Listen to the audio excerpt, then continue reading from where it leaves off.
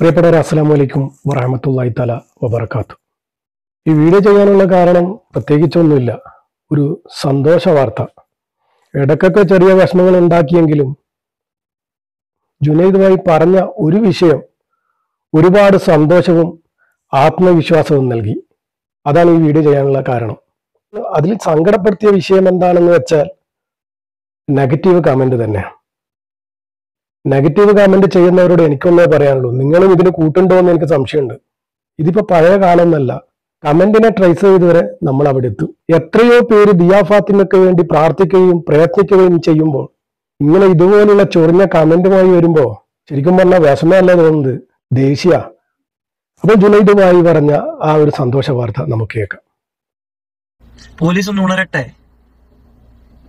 കാരണം നമുക്കറിയാം, എനിക്ക് നന്നായിട്ട് അറിയാം ഇതാരാണ് ചെയ്തതെന്ന്. 99% എനിക്കറിയാം. അവർ തന്നെ ആ കുഞ്ഞിനെ വീട്ടിൽ കൊണ്ട് തിരിച്ചു തരുമെന്നറിയാം. തരട്ടെ, അതിനാണ് നമ്മൾ ഇതാണ്. 10 വർഷം കഴിഞ്ഞ് ഇനി എങ്ങനത്തെ നമ്മൾ കാത്തിരിക്കുന്നത്? ഇനിയും പ്രതികരിക്കണ്ടേ? അപ്പോ ഞാൻ ഇന്നൊരു വീഡിയോ ചെയ്യാൻ കാരണം തന്നെ ഈ സപ്പോർട്ട്. ഒരുപാട് നന്ദിയുണ്ട് ജുനൈദ്. ഇതുപോലുള്ള ഓരോ സന്തോഷ വാർത്തകൾ കേൾക്കുമ്പോൾ ആത്മവിശ്വാസം ഇങ്ങനെ വർദ്ധിച്ചുകൊണ്ടിരിക്കുക. 99% ഉറപ്പുണ്ടെന്നൊക്കെ പറയുമ്പോൾ ഒരുപാട് സന്തോഷം തോന്നുക. ആ വീഡിയോ ഞാൻ കണ്ടപ്പോൾ ആ ഒരു വാക്ക് മതി എനിക്ക് സന്തോഷിക്കാൻ. എനിക്ക് മാത്രമല്ല, ദിയാ ഫാത്തിമയ്ക്ക് വേണ്ടി കാത്തു നിൽക്കുന്ന എല്ലാ ആൾക്കാർക്കും ഈ ഒരു സന്തോഷം ഉണ്ടായിട്ടുണ്ടാവുന്ന എനിക്ക് തോന്നുന്നത്, അല്ലേ? നമ്മളും ഇപ്പൊ സ്വപ്നം കാണാൻ തുടങ്ങി, ആ കുഞ്ഞിനെ ഉമ്മാന്റെ അരികിലേക്ക് കൊണ്ടുപോയി കൊടുക്കുന്നതും. അങ്ങനെ ഒരുപാട് സ്വപ്നങ്ങളും നമ്മളും കാണാൻ തുടങ്ങി.